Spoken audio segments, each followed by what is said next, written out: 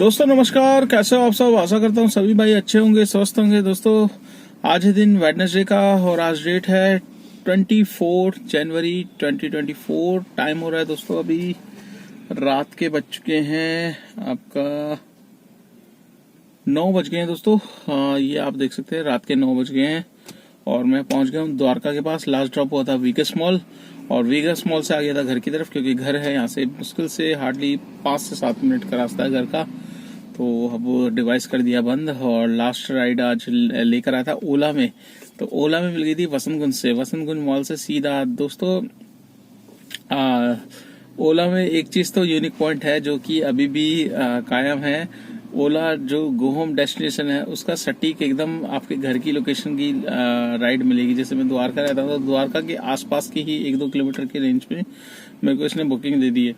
और जबकि उबर में आप डालोगे तो उबर में पूरी की पूरी दिल्ली के ब्रह्मांड करा देगा ये। दिल्ली के पता नहीं आपको दिल्ली जाना होगा तो भेज देगा गुड़गांव से होते हुए भाई साहब आप दिल्ली जाओ। पर दिल्ली में भी जाओगे तो बिल्कुल आपकी अपोजिट डायरेक्शन, सपोज आपको द्वारका जाना है तो आपको दे देगा पीतमपुरा, लाजपत नगर, ऐसे बुकिंग उबर देता है जो कि अभी भी कंटिन्यू चल ही रहा है। तो ओला का मेरे को शुरू से याद है कि जब मैं शुरू में स्टार्टिंग के 2 साल चलाई थी मैंने ओला, तब भी इसमें लोकेशन डालते थे तो एकदम सटीक लोकेशन की गुड़गांव द्वारका की देता था।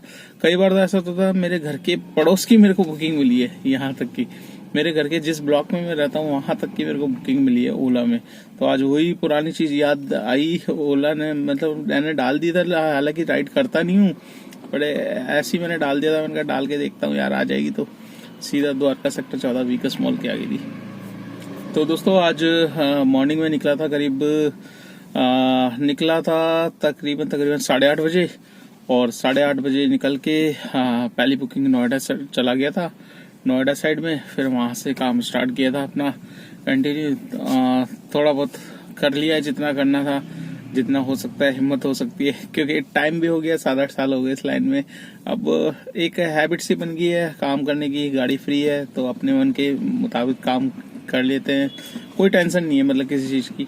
बट ये दोस्तों घर चलाना है, सब कुछ चलाना है तो काम तो आपको करना ही पड़ेगा। और आप थोड़ा सा ठंड में थोड़ा सा लेजीपन हो जाता है, थोड़ा सा सुस्तपना चाहता है हमें कि चलो जिन भाइयों की गाड़ी फ्री है उनके लिए तो बेटर है, और जिनकी नहीं है उनको हालांकि काफी टेंशन रहती है कि लोन भी उतारना है गाड़ी का, घर भी चलाना है, मकान का किराया भी भरना है, बहुत सारी चीजें हैं दोस्तों।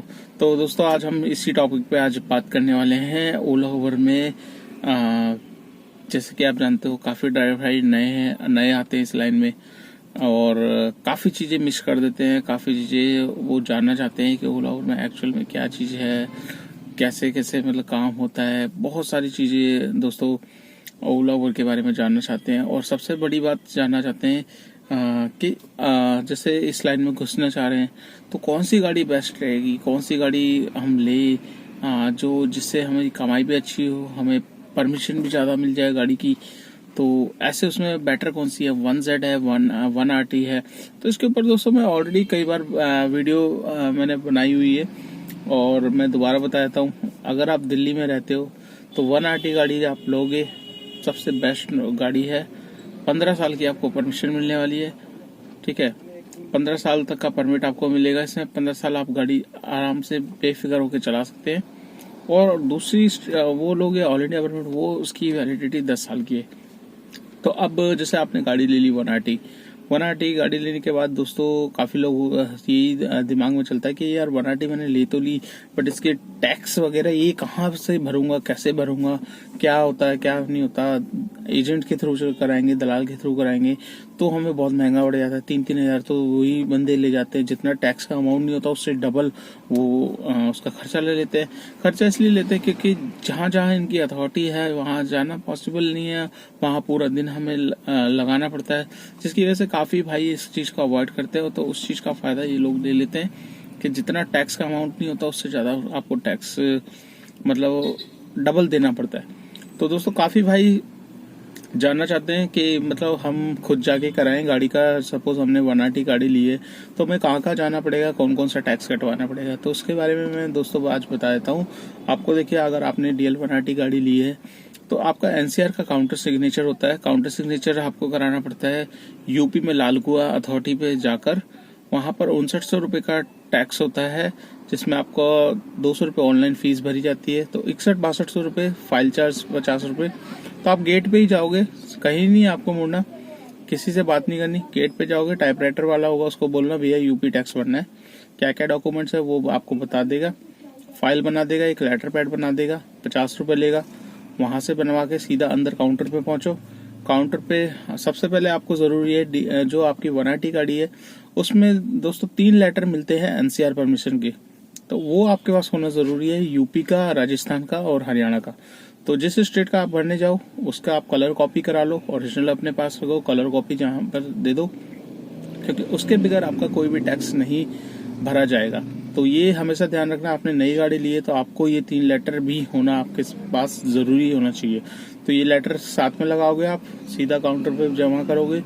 हो सकता है वो फीस काट दे, नहीं काटता तो वो बाहर से बोलेगा कि बाहर एक सरदार जी बैठते हैं, उनसे ऑनलाइन 200 रुपये चार्ज लेते हैं वो ऑनलाइन की काटने की। रसीद काट के आपको तुरंत के आप वापस काउंटर पे जाओगे तो हैंड टू हैंड आपको या तो वापस मिल जाएगी या फिर नेक्स्ट डे का कर दिया, क्योंकि मेरे टाइम पे मैं जब गया था मेरे को हैंड टू हैंड मिल गया था। ठीक है, कोई कई बार ये होता है नेक्स्ट डे भी कर देते हैं, तो नेक्स्ट डे भी दोस्तों जब भी आपका नेक्स्ट चक्कर लगे आपको जब भी स्लिप मिल जाएगी उसकी टैक्स की, जब आप काट लोगे उसके बाद आप अपनी गाड़ी चला सकते हो, क्योंकि आपने काउंटर सिग्नेचर के वो भर दी है, फीस जमा कर दिया, आपका स्लिप है, आपका सबूत है, आप यूपी में कहीं भी घूम सकते हैं सिर्फ एनसीआर के दायरे में। तो ये रही बात दोस्तों यूपी टैक्स की। अब बात कर लेते हैं हम हरियाणा टैक्स का। हरियाणा टैक्स हमारा कहाँ भरा जाता है? हरियाणा टैक्स दोस्तों हमारा भरा जाता है फरीदाबाद सेक्टर 12 कोट। ठीक है, यहाँ पर काउंटर सिग्नेचर होते हैं हरियाणा टैक्स के।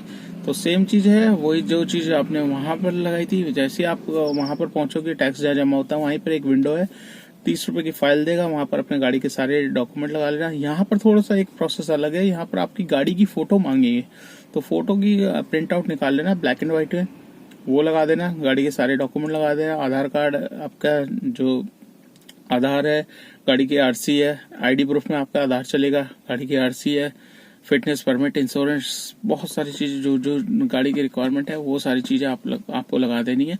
यहाँ पर सिर्फ 1200 रुपए की फीस है, 50 रुपए फाइल चार्ज लगते हैं, तो टोटल 1250 हो जाता है।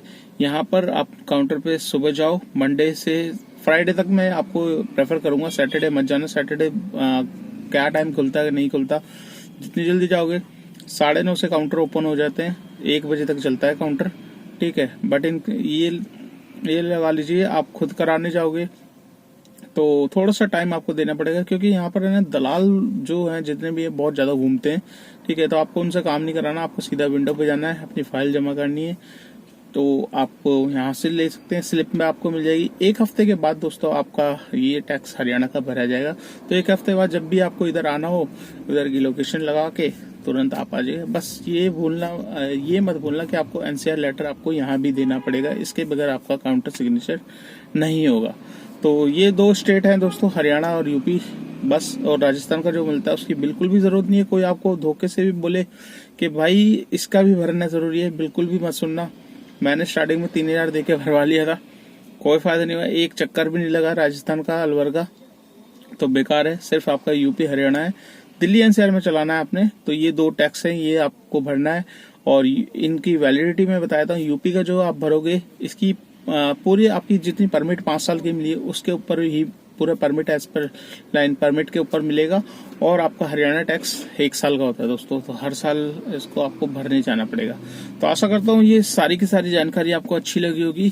DL 1RT गाड़ी में टैक्स से रिगार्डिंग मेरे पास काफी मैसेज आते हैं, काफी भाई को नहीं समझ में आता, तो इसलिए मैंने दोबारा डीपली आपको बता दिया कौन सा टैक्स कहाँ से कैसे कितने अमाउंट का है, ये सारी की सारी जानकारी मैंने इसी वीडियो में आपको दे दी है।